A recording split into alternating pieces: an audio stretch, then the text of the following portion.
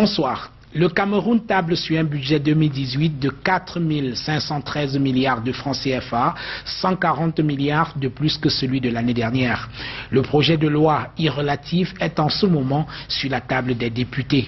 Ce budget sera particulièrement influencé entre autres par la lutte contre Boko Haram, la préparation de la CAN 2019 et l'organisation d'au moins 3 élections prévues en 2018.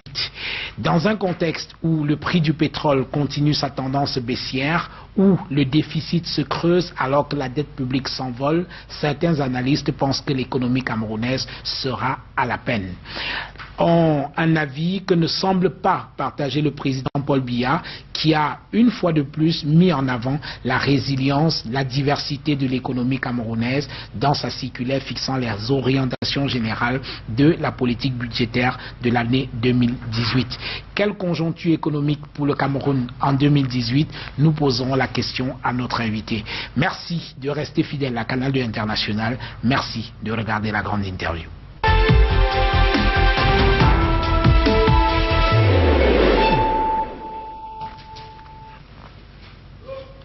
Dieudonné Somba, bonsoir. Bonsoir.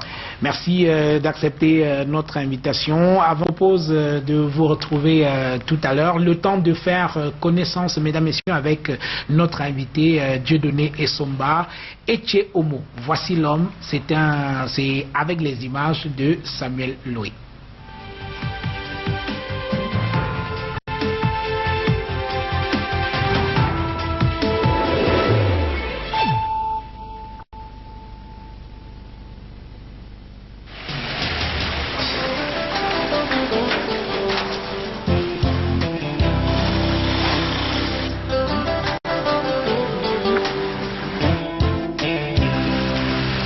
Le quartier lui-même est connu généralement sous le nom de Kansonolo Yomaban, mais son nom réel c'est Nomnam.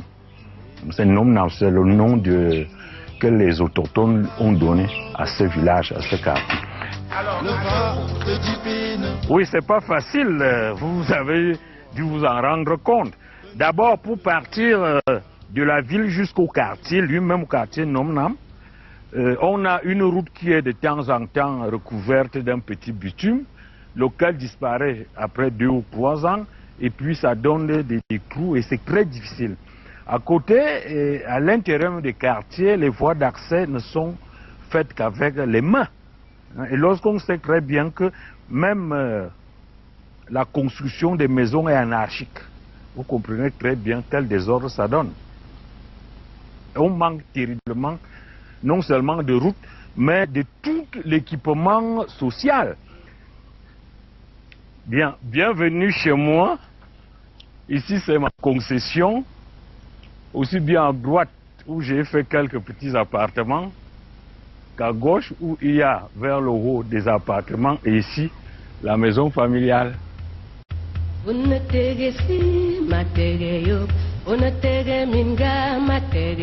suis Dieudonné Somba, je suis né à Kouanaben en 1959, ça fait déjà un peu vieux, donc j'ai pratiquement 60 ans, quelques années, 2 ou 3 ans, 1 ou 2 ans près. J'ai fait mon école primaire à Va, mon collège à Jean 23. Je suis arrivé ici à mon petit collège, mon petit, j'ai eu le bac.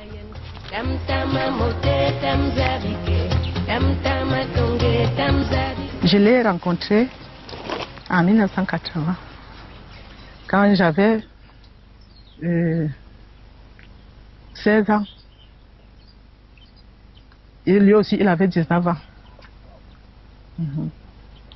ans. Et après, il m'avait pris, étant petit comme ça, il m'avait pris. Donc jusqu'à maintenant, nous sommes toujours là, ensemble. C'est un homme, il est très humble. Très humble. Donc c'est la qualité qui domine toutes ces qualités. Très humble.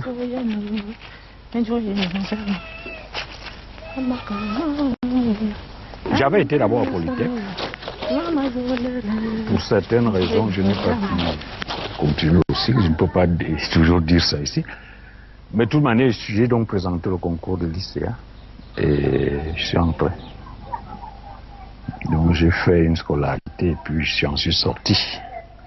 Alors, j'avais un diplôme d'ingénieur d'application.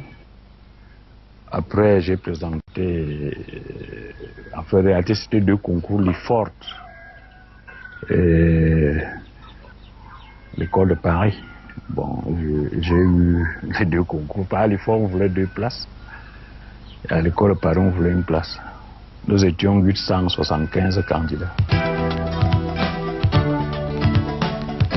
Donc, je reste en France pendant 2 ans et je rentre. D'abord, moi, j'ai toujours été parti, je suis toujours parti en Europe avec des propositions alléchantes. C'est une vie qui ne m'a jamais plu. Absolument pas. C'est-à-dire que, bon, l'Europe, pour moi, c'est des opportunités, mais ce n'est pas un cadre de vie. Je ne sais pas comment un homme, un Africain, qui a vraiment vécu la vie en Afrique, peut être intéressé par l'Europe. Je ne vois pas très bien ce qui peut vraiment attirer un Africain authentique, en dehors de la richesse, parce que c'est très riche.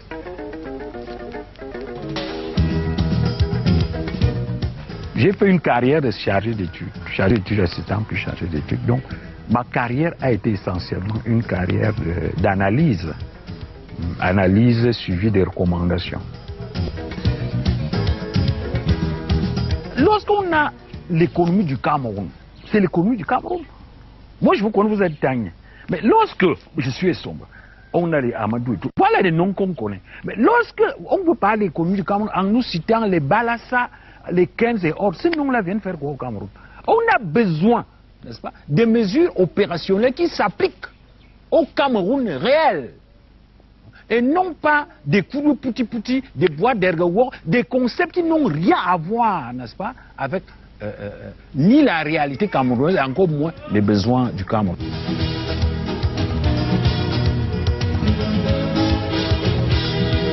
J'ai un seul maître, c'est Maître Chunjang Poumi. Je n'ai pas d'autre maître. Oui. Parce que c'est le seul économiste majeur qui a écrit pour nos pays, en tenant compte de ce que sont nos pays. Dieudonné Essomba me semble être un personnage entier, quelqu'un qui dit ce qu'il pense, qui n'a pas de faux fuyants, qui s'exprime en toute liberté, en toute indépendance. Et ça, moi, j'aime ce côté du personnage. Je l'aime vraiment parce que cela manque à notre pays, des gens qui disent ce qu'ils pensent sincèrement sans être influencés par ce que les gens vont penser. Aujourd'hui, le Cameroun est en crise. Dans tous les pays du monde, tous les grands économistes nationaux se seraient levés en disant voici ce qu'il faut faire. Moi, je me suis levé en tant qu'économiste. Parce que je suis un économiste. Je ne suis pas un économiste, je suis un économiste. Et j'ai dit depuis 2007 ce qu'il fallait faire pour éviter la crise. Dieudonné Essomba a vu quelque chose que nous tardions à voir.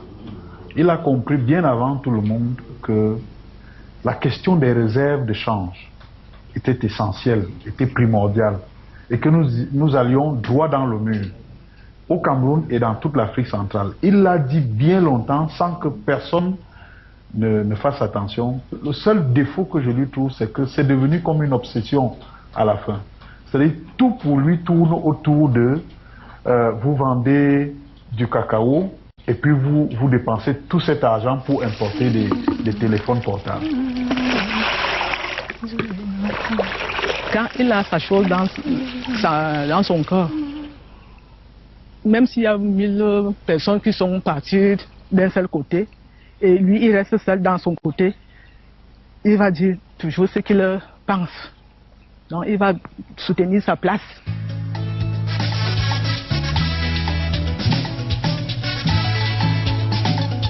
Sans méconnaître la grande valeur, la grande capacité de l'économie occidentale, j'estime qu'en ce qui me concerne, parce que je suis communiste camerounais, ils ne me sont pas très utiles. Ils sont très utiles parce qu'ils ont fait des théories qui s'ajustent très bien à leur pays, mais on voit très bien qu'aucune de ces théories ne s'applique chez nous. Et la preuve est que nous sommes tous pauvres. C'est-à-dire, dès lors qu'on franchit la ligne du Sahara, on va en Afrique noire, tous ces pays, même si tous ne sont pas tout à fait logés à la même enseigne, mais c'est comme dans une léproserie. Dans une léproserie, certains ont perdu 2 doigts, d'autres 4, d'autres 8, d'autres tout ça. Mais tous sont lépreux. Donc tous les pays d'Afrique noire sont lépreux. Et ils sont lépreux pourquoi? Parce qu'il n'y a pas une médication adaptée.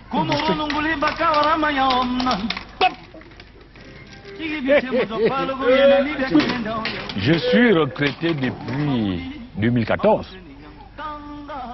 Et depuis cette date, j'ai beaucoup d'occupations. Ouais, t'as dit non? Non, tu vas manger quand?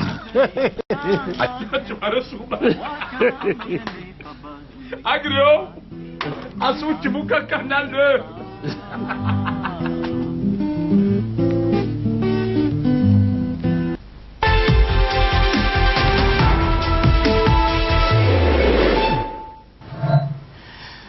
Voilà, retour dans ce studio avec notre invité Dieudonné Essomba, qui est ingénieur, statisticien, économiste. Cette fois, on aborde un sujet que vous maîtrisez, votre dada.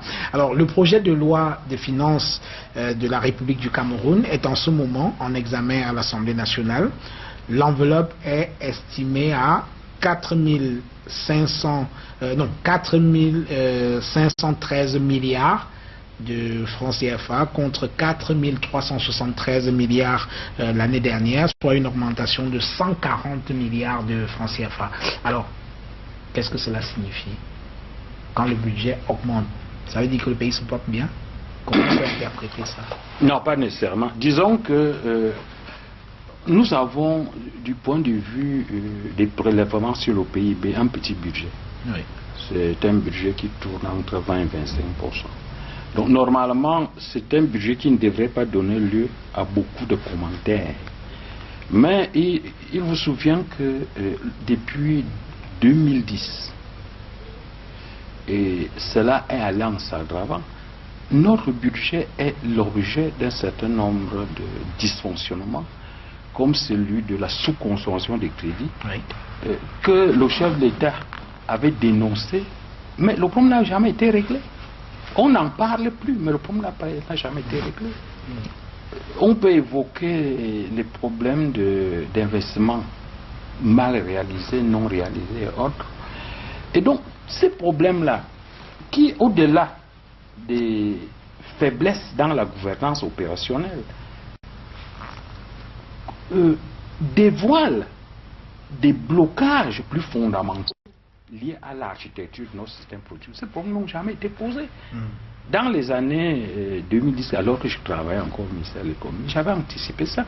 Donc, je pense que le gouvernement a vraiment pris acte qu'il ne peut rien faire pour redresser, ne renormaliser le budget et la gestion des ressources publiques, tout simplement pour faire plus ou moins illusion. Oui. Parce que ce budget prolonge une vieille dynamique. C'est une dynamique qui ne marche pas. Oui. Alors, est-ce que c'est pour cela que vous dites souvent que le Cameroun a un budget fictif? Oui, c'est un budget au moins qui a une part de fictif d'au moins 30%. Quand vous voyez chaque année les lois de règlement qui disent toujours que le budget a été réalisé à 100%, ou 99, quelque chose pour cent. Déjà même, ils ne comprennent même pas que ce genre de statistiques dévoile la manipulation. Mais cette année, on parle d'un déficit d'environ 53 milliards. Oui, 53 milliards sur 4300 milliards. Oui, 4373. Ça représente combien? Oui. C'est ça le problème de fond. Hein? C'est-à-dire que c'est moins de 1%, c'est autour de 1%. Mais comment vous pouvez avoir de tels... Même les États-Unis, qui ont tous les éléments de prévision, même la France, même la Grande-Bretagne, même le Japon n'ont pas une telle précision C'est-à-dire, vous réalisez votre budget exactement. Les aléas qui arrivent, les mesures qui sont prises, qui auraient dû se traduire sur le budget et donner des écarts de 5, 10, voire 20%, vous ne les connaissez pas.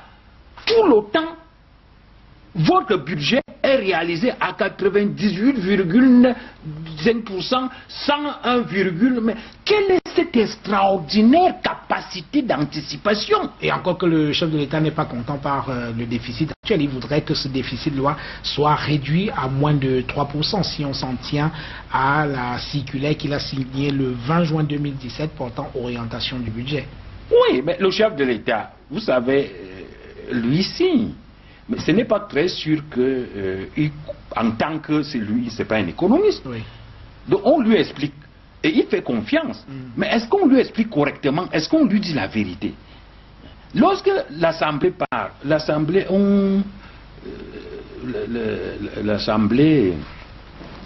vote la loi de règlement. Dit que bon, c'est le budget tout réalisé. Parce que, et vous allez remarquer, on ne s'écarte jamais de 2%. Ce qui est totalement artificiel. Parce qu'il n'existe aucun pays qui a une telle précision. D'ailleurs, le FMI s'en est moqué. Quand on lui a présenté mais non, les Camerounais n'ont pas compris que le FMI se moquait d'eux. Quand le FMI s'est exclamé de cette extraordinaire prévision. Non, je crois qu'on doit quand même aller au-delà de ces aspects formels. Alors, comme toujours, le budget de l'État s'appuie en bonne partie, à plus de 50% sur les recettes de la Direction générale des impôts, un peu plus de la moitié du budget de l'État. Comment on peut comprendre cela?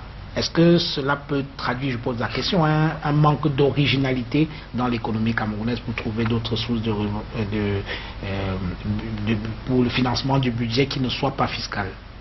Non, disons que normalement, c'est la fiscalité qui nourrit parce que l'État est sensible par produire.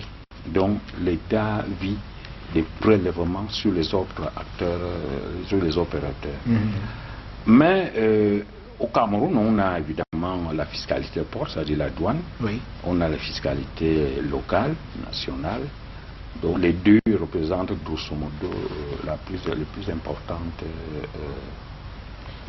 ressources.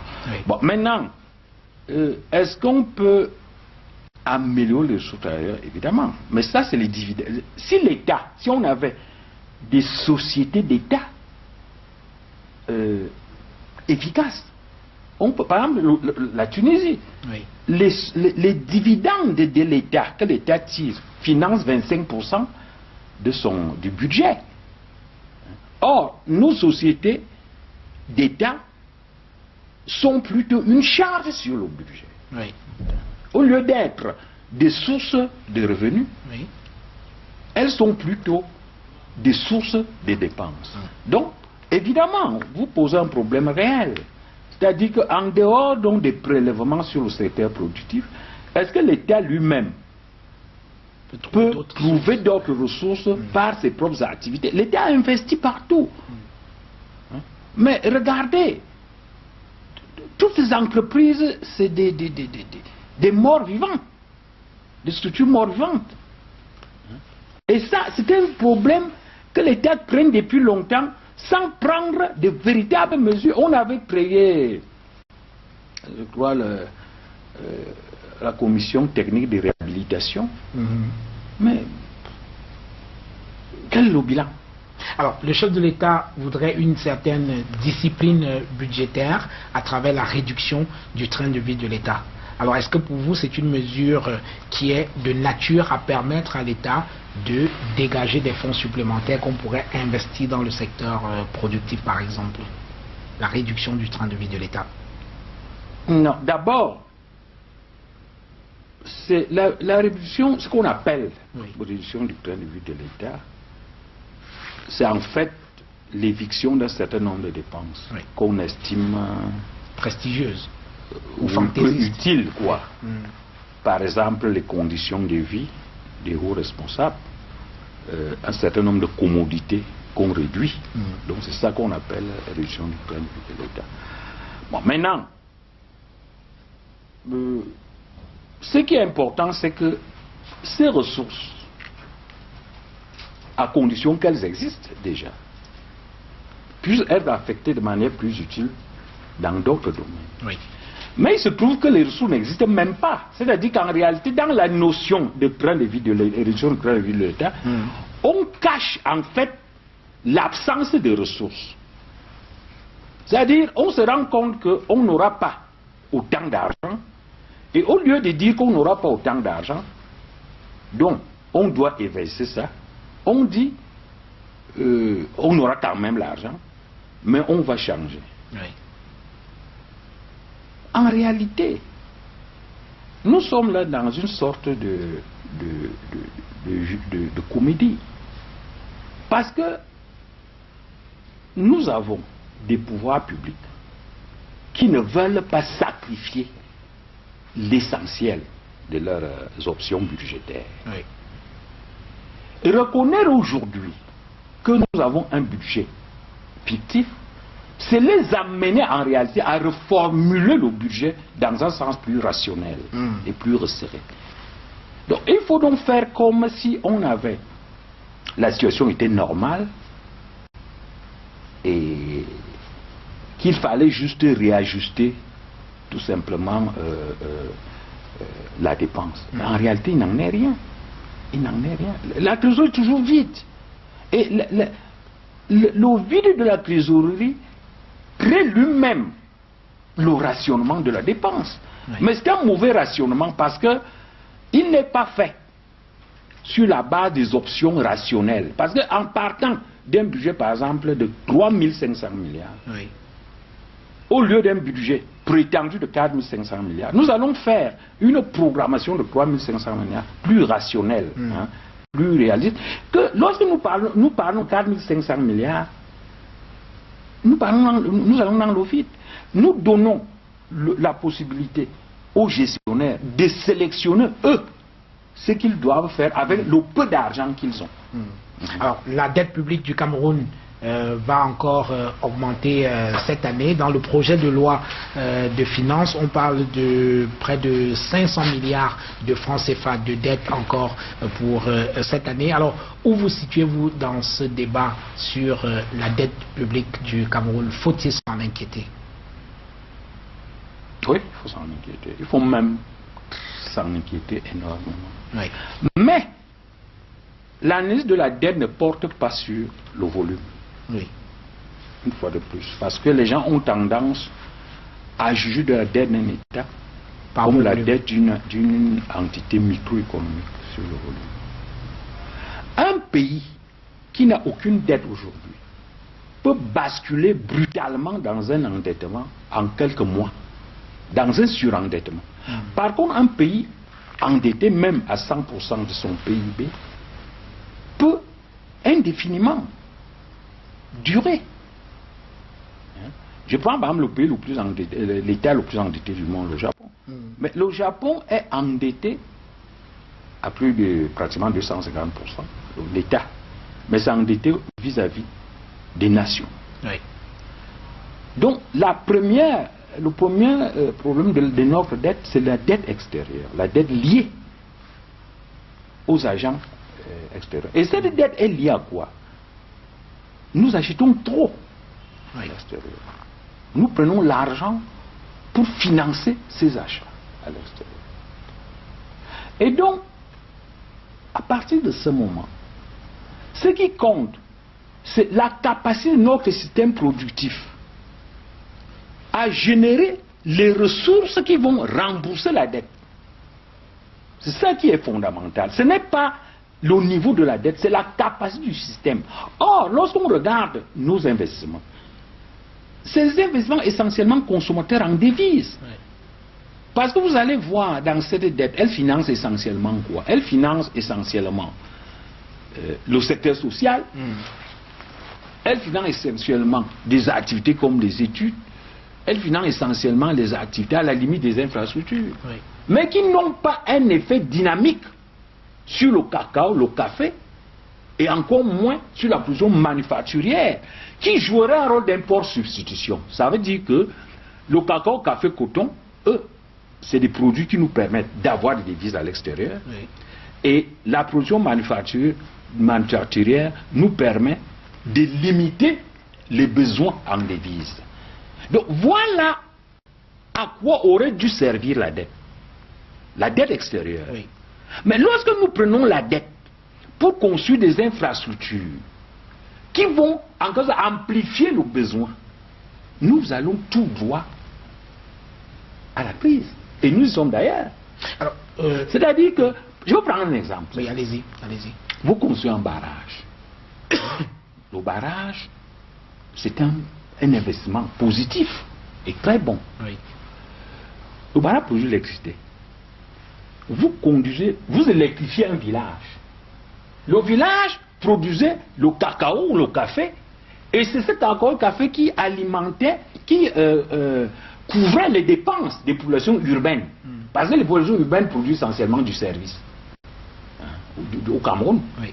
Alors, qu'est-ce qui va donc se passer? Vous conduisez l'électricité dans ces villages.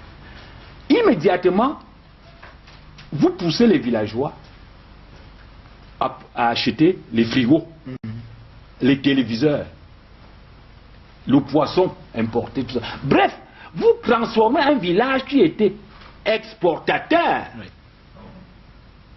Et donc les excédents de devises finançaient les villes en un village qui devient importateur. Et là, vous vous retrouvez dans une situation où le village importe, les villes importent, le village importe. Et le système se déséquilibre. Autrement dit, vous avez choisi un développement qui vous déséquilibre. Et donc, oui, il est fondamental d'avoir des programmes qui équilibrent le système. Autrement dit, des programmes un programme de développement qui soit tel que ces besoins en devises sont couverts par ces gains en devises. Les projets doivent être structurés de cette manière-là. Oui, mais pour y arriver, il faut avoir un appareil productif qui soit dynamique. Or, le nôtre semble grippé. Mais l'appareil est grippé parce qu'il n'y a pas de politique économique appropriée pour ça. Est-ce qu'il est grippé? C'est pas, il n'est pas grippé par un décret divin. Il est grippé parce qu'il y a une démarche, n'est-ce pas? Et c'est ce que j'appelle une démarche de programme manchot. Oui. Les programmes manchot, ça dit que vous avez une seule main. Oui. C'est des programmes qui se préoccupent seulement de la création des revenus sans se préoccuper de la manière dont les revenus sont créés. Oui. Et vous allez remarquer, tous les Camerounais parlent, même le gouvernement, activité génératrice des revenus, activité génératrice des revenus. Mais quand les gens ont donc eu ce revenu, qu'est-ce qu'ils font de ça? Quand quelqu'un a travaillé, il a son revenu, qu'est-ce qu'il fait? C'est lui qui l'achète. Donc il faut s'assurer que quand vous donnez le revenu aux Camerounais, que ce revenu-là ne s'évacue pas sans contrepartie. Oui. Donc c'est ça qui bloque tout le système productif du Cameroun, disons le Cameroun en entier. Et donc tant qu'on ne produit pas, on ne s'en sortira pas. Tant qu'on n'équilibre pas l'extérieur, on ne s'en sortira pas. Oui. D'ailleurs, la situation va s'aggraver. Donc, ce n'est pas ce qu'on reproche au gouvernement. Ce n'est pas le fait d'avoir pensé aux investissements, mais c'est le fait d'avoir créé un système manchot, déséquilibré. C'est-à-dire, oui, les Camerounais ont l'argent. Quand vous donnez l'argent aux Camerounais, qu'est-ce qu'ils font? C'est ça. Oui. Donc il faut s'assurer que l'argent que vous donnez aux Camerounais est réinjecté dans le système. Un peu comme le cœur. Oui. Parce que si vous prenez, le cœur aspire le sang et le remet à l'intérieur du corps. Mais si vous mettez un tuyau qui est au niveau du cœur, le cœur aspire le sang du corps, puis le rejette à travers ce tuyau à l'extérieur. Mais vous pensez qu'un tel corps peut fonctionner? C'est contre-productif. Oui, ça tue le corps. Oui. Donc c'est malheureusement la politique économique qu'on a. Alors lorsqu'on regarde un peu la manière dont fonctionne l'économie camerounaise, on a le sentiment, et vous me corrigerez si je me trompe, Dieudonné Somba, qu'il y a un problème de niveau de prise de décision économique. Qui prend la décision économique au Cameroun? C'est là le problème de fond. Le problème de fond au Cameroun, c'est qui prend la décision économique. Et je vous pose la question. Parce qu'en réalité, toute bonne décision économique a deux dimensions. Les objectifs et les mécanismes opératoires. Les objectifs sont définis par l'homme politique, le chef de l'État au Cameroun, avec son premier ministre, évidemment. Mais lorsqu'il a défini les objectifs, il ne lui revient plus de définir les mécanismes opératoires. C'est le technicien qui définit les mécanismes. Oui. C'est-à-dire, parce qu'à ce moment-là, comment optimiser, comment répartir les ressources pour que les objectifs fixés par le politique soient atteints. Mais lorsque le politique quitte de ces objectifs, des objectifs qu'il fixe et veut imposer aux techniciens la manière même de traiter le problème, le système se bloque. C'est ce qu'on vit. C'est-à-dire que le politique tient l'économie. Il pousse même l'économiste à raisonner d'une certaine manière. C'est un peu comme si on vous dit, quelqu'un vous dit, mettez-moi l'électricité, une ampoule là-bas. Oui. Vous lui dites, bon, pour mettre l'ampoule, moi j'ai besoin de 2 fils. Il vous dit non. Et puis il y a quelqu'un qui se lève et dit, oui, mais qui vous a dit qu'il faut 2 fils? Hein? Le patron dit qu'il faut lui, il veut donner un fil.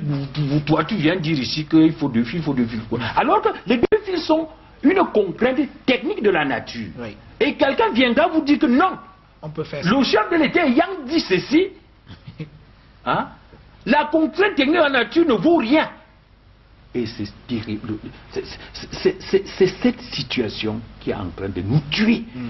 Le fait que, au lieu de limiter le politique au niveau des objectifs, le politique est entré dans l'analyse technique elle-même, en prétendant imposer aux gens. Vous allez voir, quand on voit le dispositif de prise de décision économique,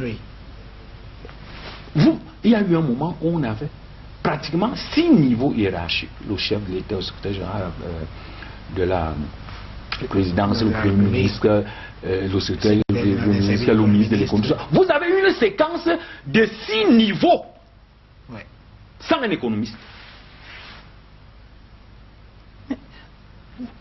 Et on était dans la crise, on sortait de la crise. Ce mépris de la science, ça nous rattrape. Oui, mais pardon. Finissez. Allez-y. En France, on a réglé le problème en créant une commission technique au Premier ministère qui regroupe tous les économistes, toutes les grandes tendances des économistes.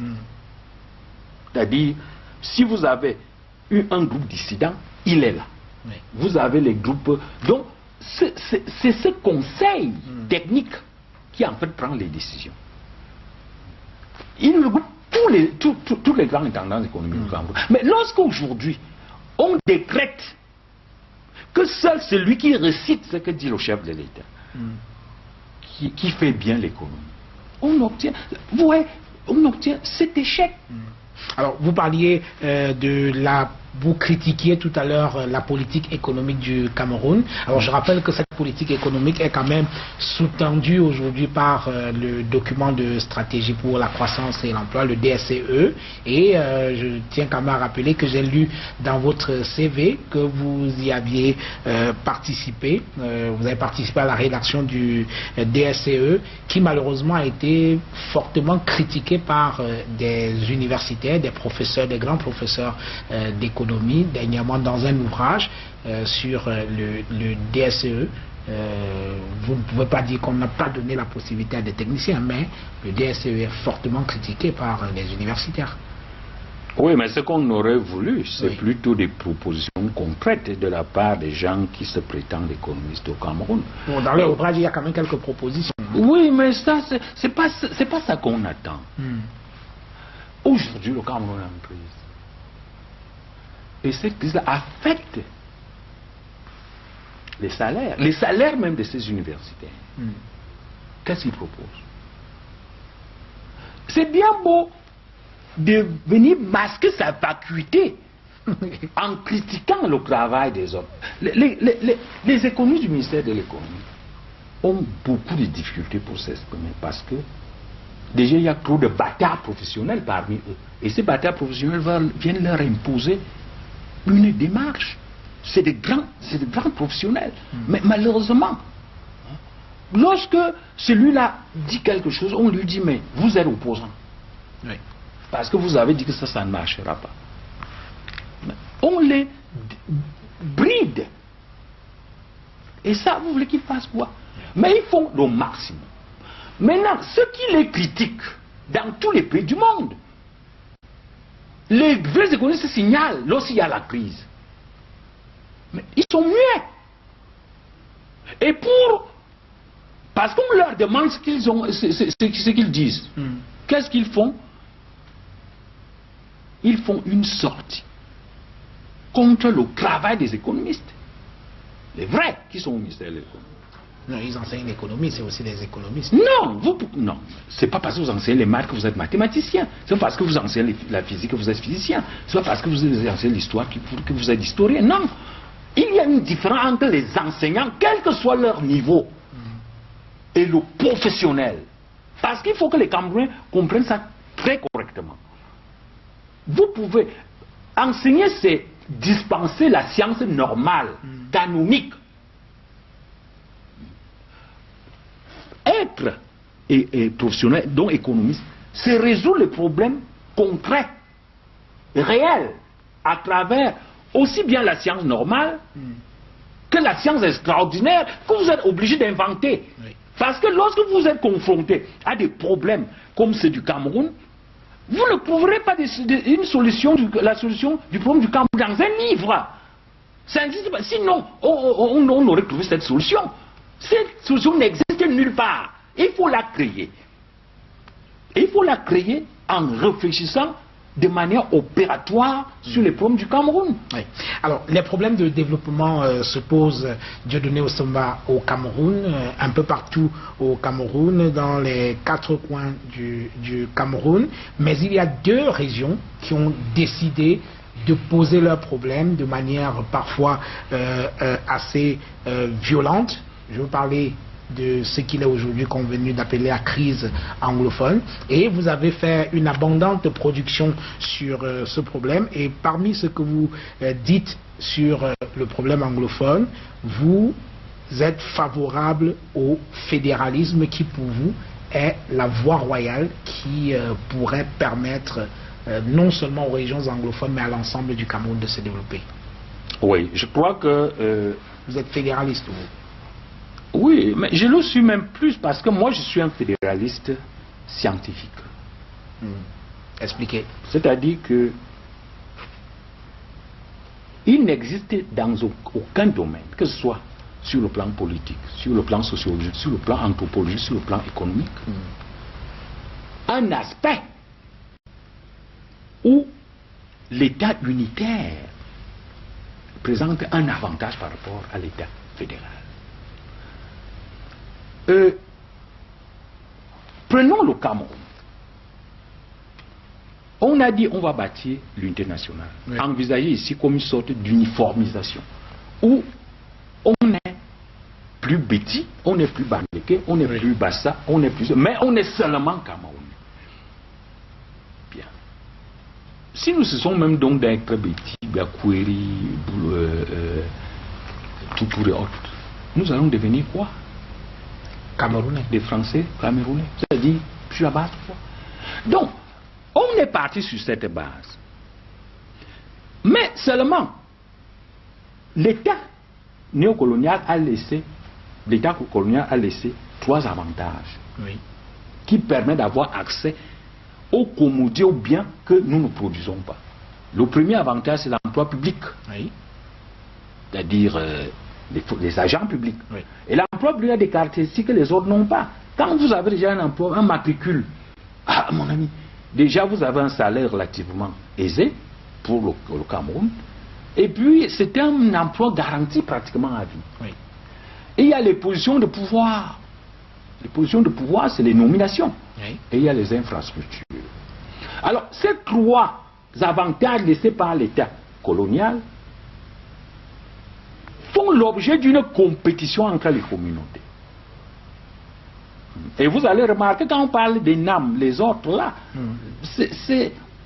il y a toujours un combat communautaire. Et lorsque les listes vont sortir, c'est chaque commune qui va regarder Ses représentants. Ses représentants. Alors, sauf que je ne vois pas jusqu'à présent sur le plan du développement, parce qu'on parlait du développement. Non, je vais en venir. Oui. Bon, alors, ça a donc créé ce qu'on appelle, on a adopté, pour fabriquer ce genre d'État, on a adopté ce qu'on appelle le libanisme, c'est-à-dire le partage de l'État entre les communautés, Oui.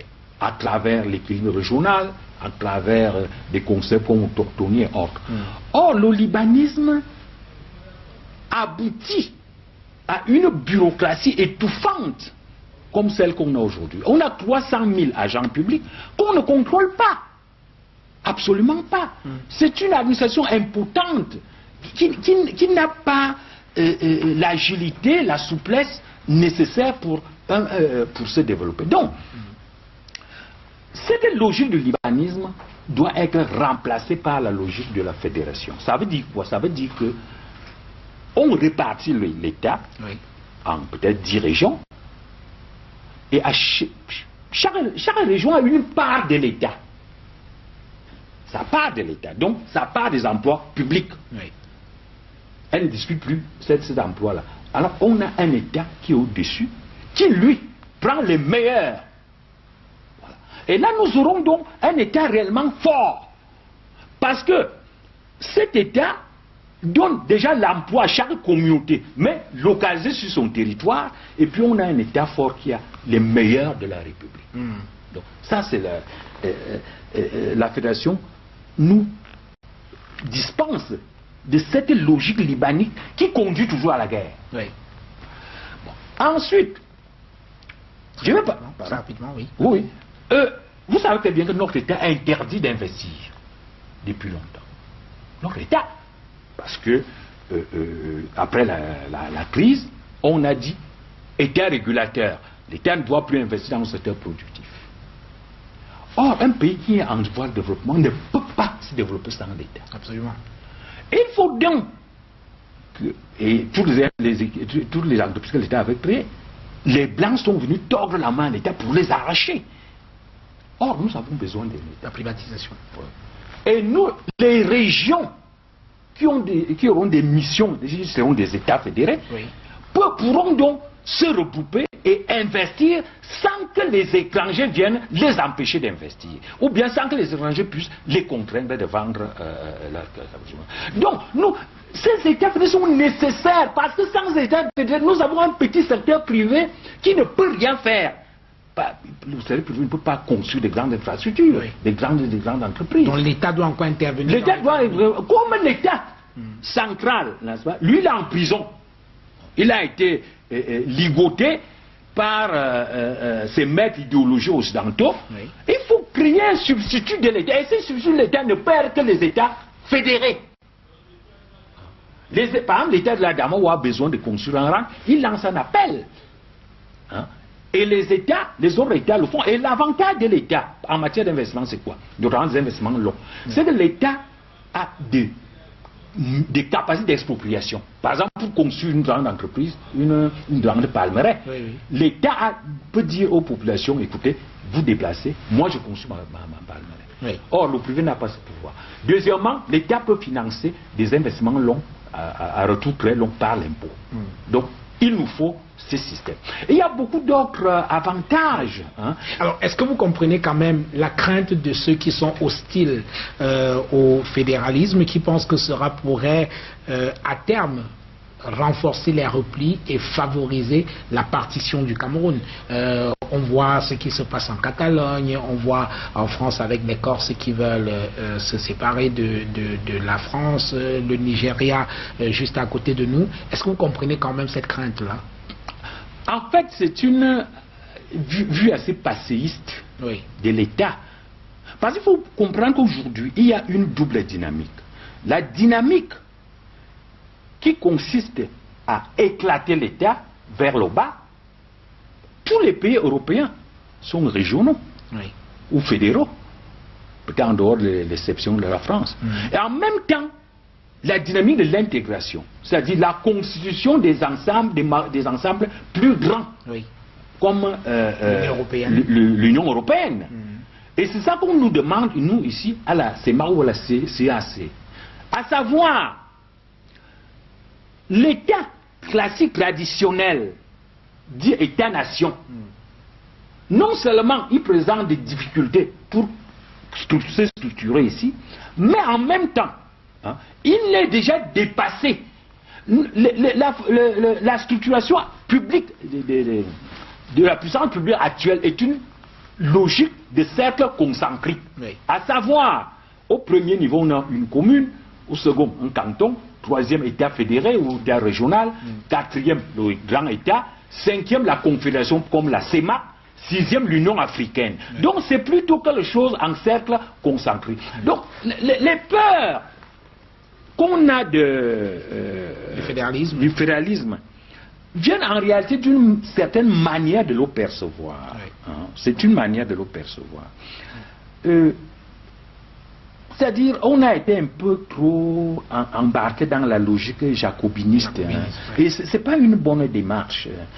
De toute manière, même si on fédéralise le Cameroun, ça ne peut être en réalité une décentralisation. Le pays est trop petit et trop pauvre pour être une fédération. Non, non, non. Ça ne peut vraiment être... Donc, mais la fédéralisation a l'avantage de clarifier les rôles et de normaliser les relations. Oui. Alors on va sortir de cette partie très rapidement avec deux questions, cette fois sur le franc CFA. C'est un sujet qui vous intéresse énormément. Vous avez d'ailleurs publié 2 ouvrages sur la question du franc CFA et votre maître, c'est Tunjiang Pouemi. Alors aujourd'hui, le débat sur le franc CFA est lancé, a un peu embrasé l'Afrique, notamment l'Afrique francophone. Vous également, vous êtes favorable à la sortie du franc CFA et vous plaidez pour quelque chose que vous appelez la monnaie binaire. En quelques mots, est-ce que vous pouvez nous expliquer ce que c'est? Oui, il faut noter que pour un pays, disons, pour un pays comme le nôtre, oui, quand on a une monnaie, elle est assujettie à 2 contraintes. La première contrainte, c'est la stabilité, parce que la monnaie ne doit pas changer de valeur chaque jour. Ce qui est le cas en ce moment avec le franc CFA, assez stable. Oui, mais c'est stable. Oui. En même temps, la flexibilité, oui, c'est-à-dire la possibilité de connaître une évolution de change légère, n'est-ce pas, pour permettre au secteur politique de se développer. Absolument. Donc, pour qu'une monnaie ait ces 2 conditions, il faut que les pays aient déjà atteint un certain niveau de développement. C'est pour ça que nos pays ne peuvent pas se développer ni avec le franc CFA, ni même avec une monnaie souveraine. Oui. C'est-à-dire le fait qu'on sorte du CFA maintenant ne garantit pas le développement. Ne peut même pas entraîner, ça risque même d'aggraver la situation. Et pourquoi vous voulez donc qu'on en sorte? Non! Et nous n'avons pas un problème de monnaie, nous avons un problème de système monétaire adapté à des économies faibles. Oui. Ça veut dire que il faut concevoir un dispositif qui est en même temps stable et en même temps flexible. C'est ça que j'appelle la monnaie binaire. Oui. La monnaie binaire signifie quoi? Ça signifie qu'on a le CFA qui lui est stable, mais il n'est pas flexible. Nous allons lui adjoindre un élément de flexibilité en créant ce qu'on appelle une monnaie complémentaire. C'est-à-dire une sorte de CFA local qui n'est utilisé que pour les biens locaux. Voilà ce qu'on appelle la monnaie binaire. Oui. Bon. Ce système a l'énorme avantage d'être en même temps flexible et stable. Parce que le CFA garantit la stabilité, alors que la deuxième monnaie, c'est sur elle qu'on agit, oui, hein, pour essayer de conduire les politiques publiques. Donc, ce système me paraît, à moi, le meilleur pour le moment. Et c'est un système très facile à faire, parce que l'État a des obligations du Trésor qu'il émet, c'est-à-dire articles comme comme ça, des dettes. Oui. Il suffit que ces obligations ne se présentent plus comme des coupons de 100 000, oui, mais simplement sous la forme de l'argent. Oui. On vous remet cet argent qui ressemble à l'argent. Oui, oui, hein? Oui.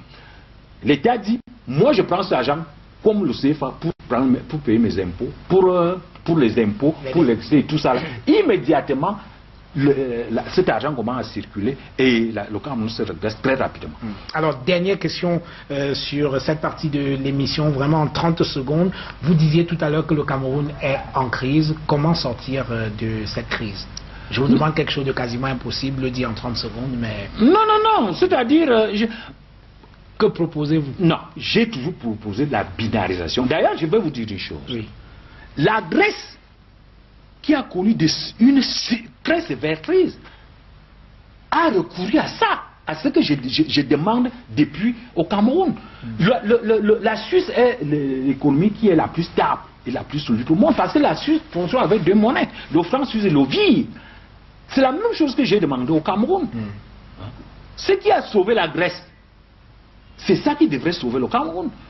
Si on m'avait écouté, on n'en serait pas là. On a bien les bons d'essence, les bons de carburant. Oui. Mais ce que je demande, c'est plutôt créer des sortes de bons généralisés, n'est-ce pas, qui ont à peu près l'image de la monnaie, hein, mais qui servent uniquement à la production des biens locaux. Parce que le Cameroun ne produit qu'au tiers de ses capacités. Au tiers. Parce que le système étranger, il est bloqué partout. Oui. Donc, il faudrait élargir le système à partir de cette seconde monnaie, qui est très facile à créer, parce que c'est une affaire de 2-3 jours, puisque c'est des bons d'achat, quoi. D'accord.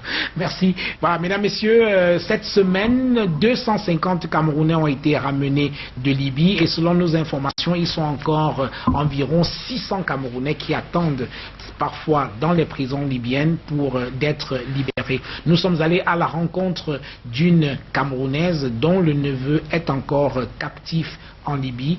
Voici le reportage que je vous propose.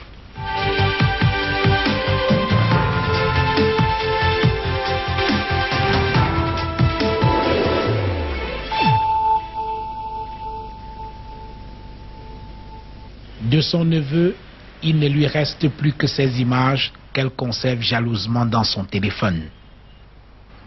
3 mois déjà, Kaïcha Gouet a perdu tout contact avec celui qu'elle considère comme son fils parti en aventure en Libye. Il a dit que lui partait, mais il a dit au revoir à tout le monde. Il a distribué ses vêtements, ses chaussures, ses effets personnels. Il a laissé un petit truc à tout le monde, ses frères. Il est parti.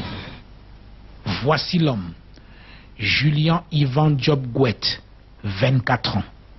Mars 2016, il décide de quitter le Cameroun. Son voyage semble avoir été minutieusement préparé et son itinéraire pour le moins alambiqué. Je l'ai découvert après, c'était un document qu'il a laissé à la maison. C'est là où j'ai compris qu'il prenait la route de l'Algérie, passant par Kumba, Manfé, le Nigeria, puis Nigeria, il passe par le Niger. Bref, cet itinéraire jusqu'en Algérie. Sa destination finale souhaitée est l'Eldorado italien, mais le chemin est long et escarpé. Finalement, fin juin, il m'annonce qu'il est prêt pour rentrer en Italie et en passant par la Libye. Comme toute maman, je lui dis, ce chemin ne me plaît pas. Tu as choisi cette route de l'aventure. Déjà, je ne suis pas d'accord, mais je t'en prie, ne passe pas par la Libye.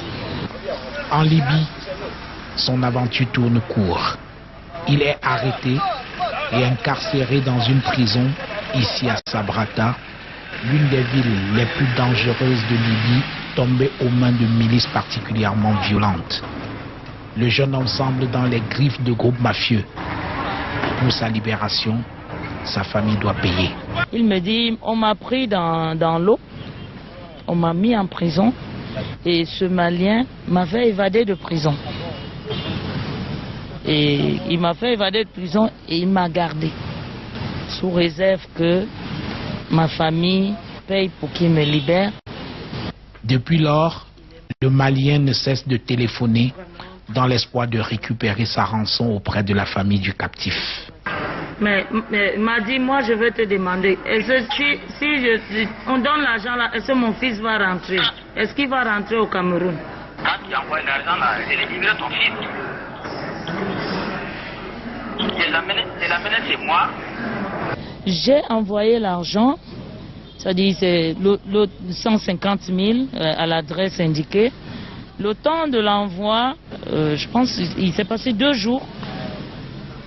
Et c'est le propriétaire du téléphone qui me fait un message, il me dit « J'ai libéré votre fils, mais il a été de nouveau arrêté ». Avec le traitement infligé aux migrants subsahariens ces derniers jours en Libye, le frère aîné d'Ivan est inconsolable. Au lycée, j'étais sur une rue de l'hôpital, aujourd'hui je marche et je me débrouille donc. C'est tout. Ivan, où que tu sois, il faut revenir. Reviens. La porte est là, la maison est là, le lit est là, on t'attend, toutes les espèces sont là.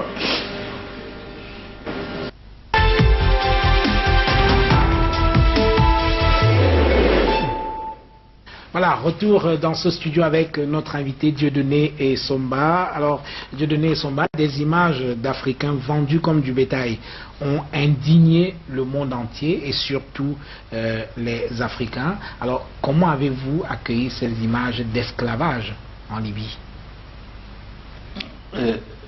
C'est abominable. Je crois que il n'y a même pas de qualificatif à ça. Mais il faut toujours aller au-delà. Oui. C'est-à-dire, qu'est-ce que des jeunes gens, des jeunes Africains, des jeunes Noirs africains vont faire en prenant autant de risques? Et là, nous questionnons également les systèmes productifs. Oui. Qu'est-ce qui justement justifie que les gens prennent autant de risques?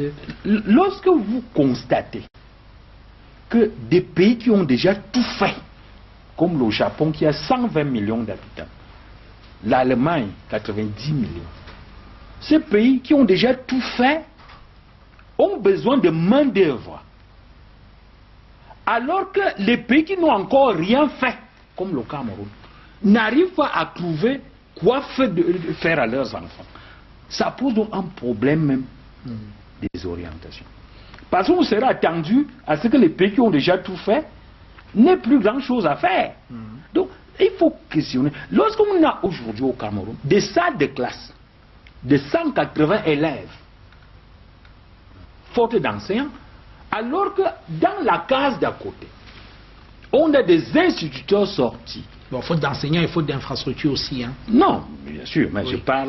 On parle d'emploi. Oui. Alors qu'on a à côté des enseignants sortis des écoles et qui sont en chômage.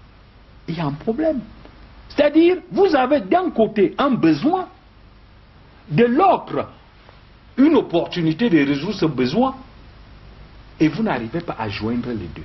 Donc, il faut réfléchir sur cette incroyable situation où on a d'énormes besoins, on a une main-d'œuvre, on n'arrive pas à articuler, et cette main-d'œuvre-là va prendre des risques inconsidérés. Hein? Parce que ces enfants, ils vont chercher de quoi vivre. Et un grand nombre le fait, essentiellement parce qu'il n'a pas pu trouver à se placer. Oui. Donc, c'est des choses qui n'existaient pas il y a 30-40 ans. Oui. Il y avait un petit flux de migration, mais pas de manière aussi massive et surtout aussi risquée. Oui. Donc, alors, oui, allez-y, allez-y. Il faut donc revoir le système productif, donner la possibilité au système productif de développer l'emploi et de maintenir cette jeunesse. L'Europe, ce n'est pas des cadres très agréables à vivre en réalité. Parce que un Africain, comme je l'ai dit tout le temps, ce n'est pas un cadre où un vrai Africain peut vivre en l'aise. Par contre, si on a un bon système productif, même s'il n'est pas très riche, mais qui donne la place à tout le monde, vous ne verrez plus les Africains aller là-bas. Qui vont faire quoi là-bas? Alors, ils sont très nombreux. Hein. Le Cameroun a rapatrié 250 citoyens de Libye, mais il y en a encore un peu plus de 600 qui restent en Libye et certains sont captifs. Alors, est-ce que la responsabilité des dirigeants africains est engagée dans le drame de ces migrations clandestines? Non, il y a un empilement de responsabilités. Oui. Déjà, on peut citer des responsabilités comme l'assassinat de Kadhafi. Oui. c'est déjà une cause, parce que c'est ça qui a laissé prospérer des réseaux, la pagaille qu'il y a là-bas, avec le développement des réseaux armés. Oui. Bon, et il y a ça. Il y a également la logique d'un système asymétrique, hein, qui empêche qu'on développe l'emploi, et il y a enfin la mauvaise gouvernance même de nos propres dirigeants. Donc tout cela, c'est un empilement. À côté de ça, il y a aussi le comportement assez inconscient même des victimes. Donc, et peut-être même leur famille, parce que leur famille, quelquefois, ils les poussent. Les familles poussent ces jeunes gens-là à prendre ce genre de risques. Oui. Parce qu'ils croient que l'Eldorado c'est ailleurs. L'herbe est toujours verte de l'autre côté. Tout à fait. Voilà. Alors, sortons de cette émission avec le Zimbabwe. Robert Mugabe, 93 ans, dont 37 passés au pouvoir, est finalement tombé. Il a dirigé son pays sans partage pendant 37 ans, je le disais. Alors, comment avez-vous interprété la chute de Robert Mugabe? Je crois que on a quand même vu la dynamique, parce qu'il ne faut pas oublier que Mugabe était quand même, disons, un chef qui a mené une guerre de libération, oui, ensemble avec d'autres personnes. Tout à fait. Dont son vice-président Emerson. Donc c'est quand même des gens qui ont une certaine tradition nationaliste et qui ne pouvaient pas accepter une sorte de hold-up public, hein, par une bande d'opportunistes, n'est-ce pas, profitant de la vieillesse du président. D'abord, ça s'est dessiné. Mais si c'est dit, il faut noter quand même que regardez un peu l'Afrique centrale. Oui. C'est l'Afrique centrale qui a aujourd'hui le plus grand nombre de dirigeants très âgés, oui, et qui ont mis beaucoup de temps. Oui. Alors, il faut peut-être trouver des explications anthropologiques à ça. Parce que lorsqu'on voit, ailleurs, il y a une sorte de dynamique, mais en Afrique centrale, il y a une sorte de pharaonisation du pouvoir. Oui. C'est-à-dire que les dirigeants se transforment en sorte de pharaon. Est-ce que justement la chute de Mugabe peut être considérée comme un signal à l'endroit des autres chefs d'État qui veulent non seulement s'éterniser au pouvoir, mais également veulent favoriser une logique dynastique à la tête de leur pays? Parce que l'une des choses sur lesquelles Mugabe a trébuché, c'est son épouse qui ne cachait pas sa volonté de vouloir succéder à son époux. Oui, elle le réclamait de manière ostensible, ostentatoire. Voilà. Non, je crois que... Est-ce que c'est un signal qui est lancé aux autres? Oui, je pense que cette tendance, une fois de plus, à la pharaonisation, à la dynastisation du pouvoir, elle n'est pas saine. Donc, ça devrait plutôt lancer un appel. Et puis, quand je propose des réformes de l'État lui-même, oui, c'est aussi pour modifier le rapport des populations, le rapport de l'élite et le rapport même des dirigeants à l'État. Parce que on perçoit l'État comme une sorte de propriété, et on s'y accroche, et finalement ça ne donne pas des systèmes sains, oui, des systèmes orientés vers le développement. Pour vous, un système sain, ce serait lequel? Ce serait celui... ce serait quoi? Non, j'ai toujours dit que déjà, le système sain, c'est celui où les communautés ne se battent pas pour les postes, parce oui, que l'une des raisons même de ça, c'est aussi que les pouvoirs sont vécus comme des propriétés tribales. Oui. Donc, il faut d'abord mettre fin à cette logique de l'appropriation tribale. Et ça, on le fait à partir de la fédéralisation. Oui. À côté de ça, lorsque les communautés ne se battent plus avec beaucoup d'intensité au niveau pour le pouvoir d'État, généralement la démocratie s'impose. On en reste là. Merci Dieudonné Somba. Juste le temps de rappeler quelques ouvrages qui nous ont permis de préparer cette émission et des ouvrages qui peuvent également, mesdames, messieurs, vous permettre de poursuivre la réflexion et la discussion. On commence par la question de l'immigration clandestine avec ce roman de Fatou Diom, Le ventre de l'Atlantique. Fatou Diom qui a été rendu célèbre ces derniers temps par une vidéo qui est devenue presque virale, sur lequel elle parlait effectivement des problèmes d'immigration, un sujet qu'elle connaît parce qu'elle y a consacré quelques ouvrages, dont ce roman que je vous conseille, Le ventre de l'Atlantique, Fatou Diom, qui est d'origine sénégalaise. Il y a également cet autre roman, Eric Essono Tchimi, c'est un jeune Camerounais, il est depuis quelque temps enseignant dans des universités américaines, il a soutenu sa thèse de doctorat il y a quelque temps, auteur de cet ouvrage Migrant's Diary, c'est un roman, c'est en français, je vous le rappelle, il a écrit d'autres livres dont un roman Le métier d'aimer et un essai sur la question de la double nationalité au Cameroun, il s'appelle Eric Essono Tchimi. Il y a ce livre, je vous le conseille quand même, il est tout petit mais assez musclé, Stéphane Hessel, Indignez-vous, il y a eu beaucoup d'indignation sur ce qui se passe en Libye, donc indignez-vous, c'est bien de s'indigner. Stéphane Hessel pense d'ailleurs que la révolution commence d'abord par l'indignation qui est un peu une sorte de prise de conscience. Il y a cet ouvrage assez intéressant, Les derniers jours des dictateurs, Diane Ducret et Emmanuel Esch. Diane Ducret, qui est spécialiste des dictatures, elle a écrit beaucoup d'autres ouvrages sur les dictatures, dont Femmes de dictateurs. Donc ici, on a, elle décrit comment un certain nombre de dirigeants qu'elle considère comme des dictateurs ont fini. Mao, Kadhafi, Hitler et j'en oublie certainement. Donc ouvrage très intéressant. Elle est historienne, journaliste et documentariste, Diane Ducret. Diane Ducret également, je vous ai dit, elle est spécialiste des dictatures. Femmes de dictateurs, c'est le tome 2.